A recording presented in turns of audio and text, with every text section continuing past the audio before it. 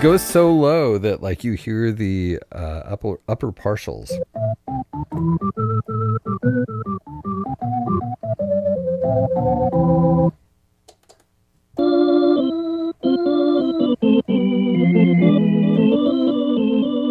Something you're more likely to play that old rugged cross on or something. Here's another tibia organ from the Mellotron Mark II.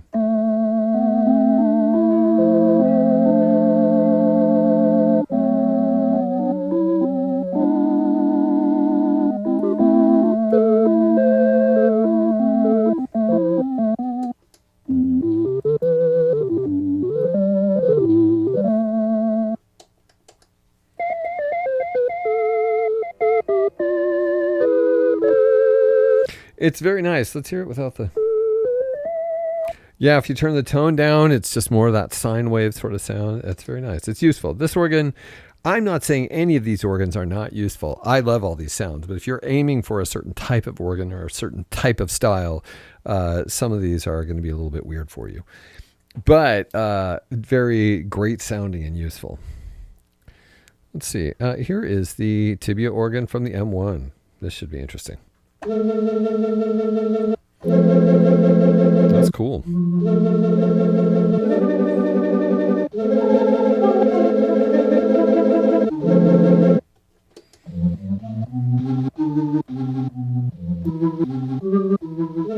Very weird.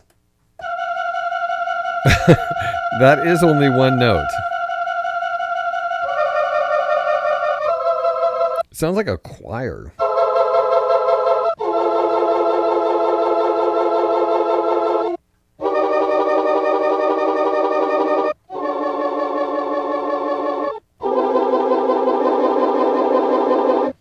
Really interesting and cool. I love it. Trombone.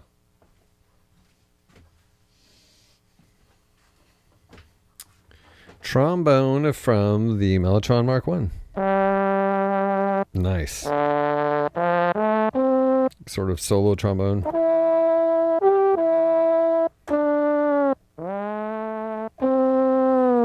Because you have a slide with the trombone, you can definitely do pitch slides consistent with what trombones actually do, unlike what I'm doing.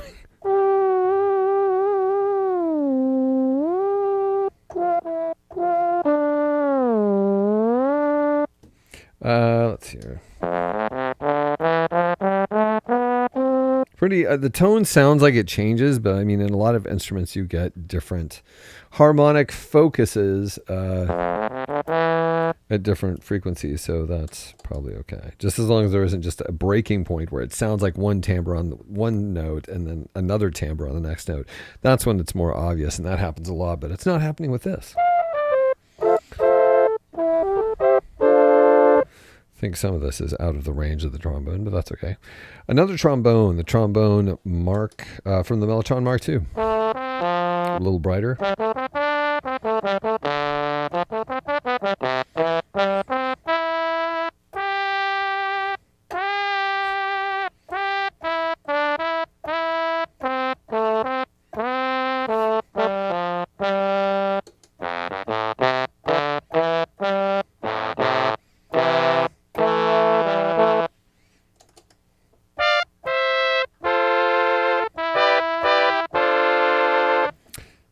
You'd probably never hear that in a group of trombones, but you could hear it here. Okay.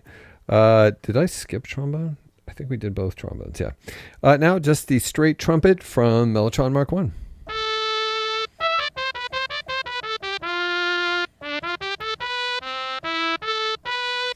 Not my favorite trumpet, but certainly useful. Especially mixed with other things. I think you'd have a good trumpet with this.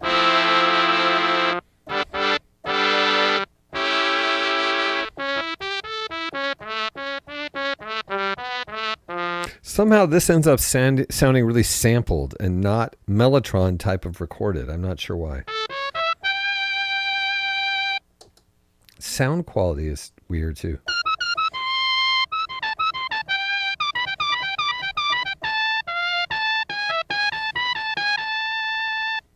Still useful. Ah, tubular bells. Tubular bells is interesting because it's not just tubular bells. There's a whole bunch of stuff. You do have the tubular bells, but also there's a whole bunch of stuff. So I'm just going to go through it every note. Okay. A gong.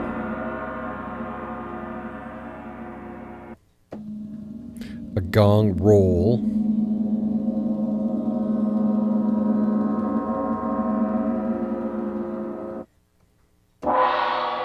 A gong hit rather hard. And these are really weird recordings, and I really like them.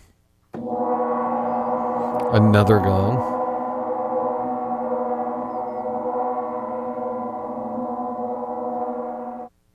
Sounds like there's some other activity, some sort of rolling going on with that one too.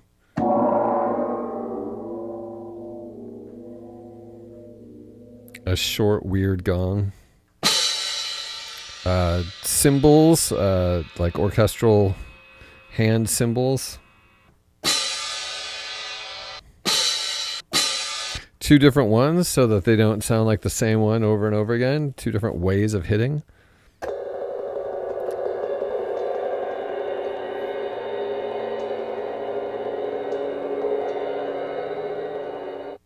Cymbal roll.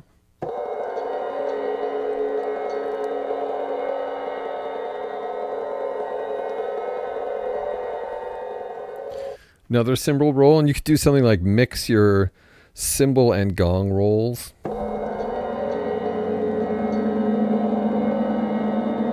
To get a rolling sound or an ambience.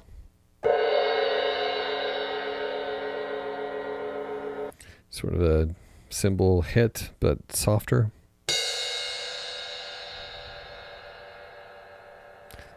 It's just a typical cymbal hit. Kind of. It almost sounds like not where you hit the side of the cymbal with the side of the stick, but like if you hit the cymbal with the tip of the stick. That sounds like finger bells to me. Mark tree. Timpani roll.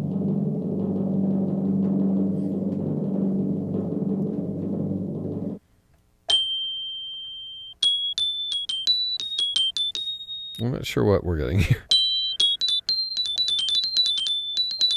Some sort of high thing. Okay. And then we get the orchestral bells.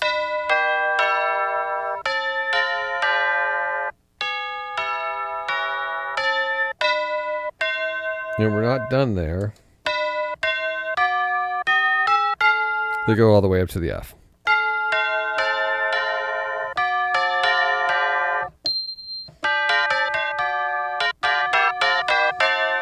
And they are clangorous, just like orchestral bells are supposed to be. I'm very happy with them. I have some of those in clocks around me right now. So if you keep hearing orchestral bells, it's clocks.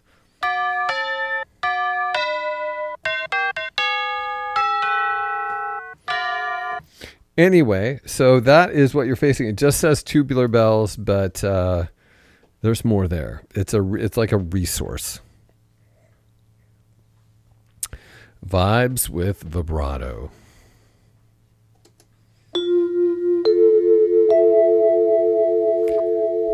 There are a lot of vibes on this thing.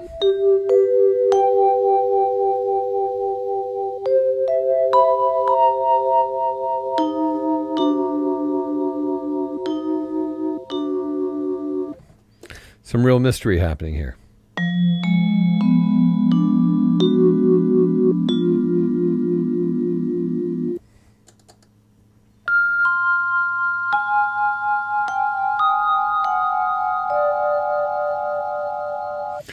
I love vibes. And of course, since there's a vibrato there, you're going to have some speed things if you do pitch.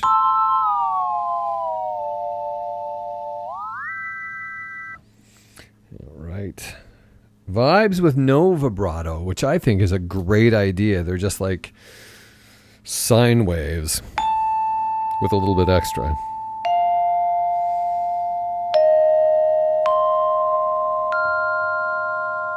It's a great thing to put an octave higher than what you're playing, whatever it is you're playing. Well, especially because I have it up an octave. You can certainly turn down the tone and it gets more sine wavy.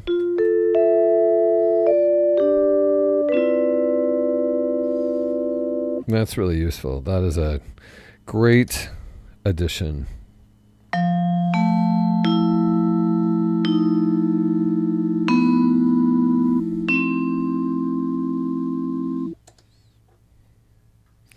And on with the vibraphones. Here's the vibraphone from the Mellotron Micro.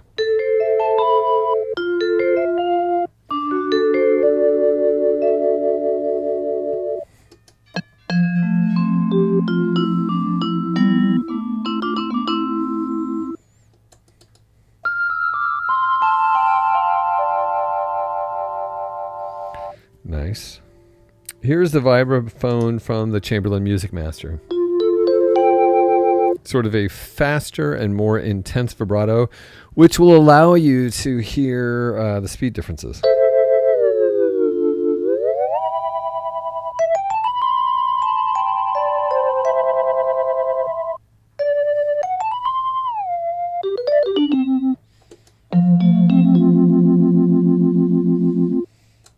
Sort of a Warner Brothers cartoon vibraphone.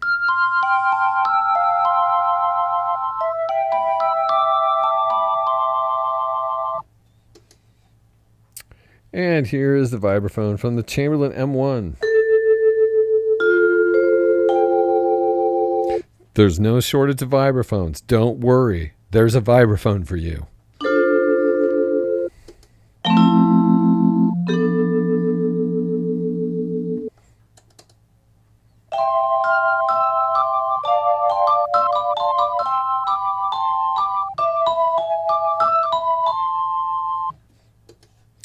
All right, sorry to stop playing vibraphones, but here's a viola.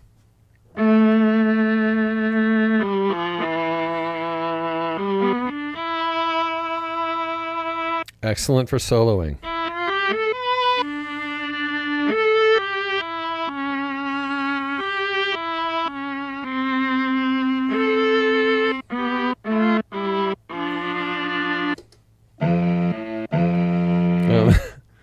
God, am I wrong? I'm not sure if a viola can go that low.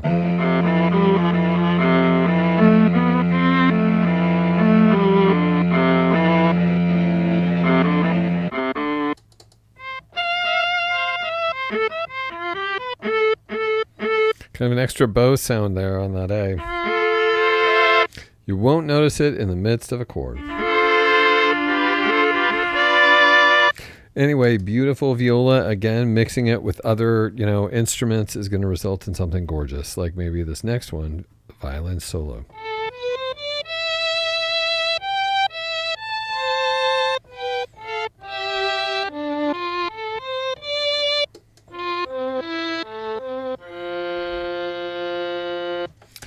Happen to know the lowest note on the violin is G, but whatever. So we could do something like, where is it? I know my alphabet, believe me.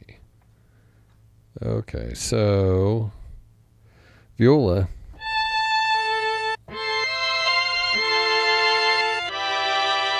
Now you have paired violin solo and viola solo.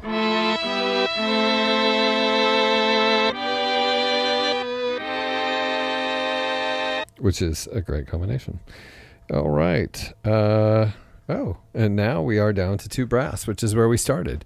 So that is a collection of examples of the various patches you will find on the Mellotron Micro.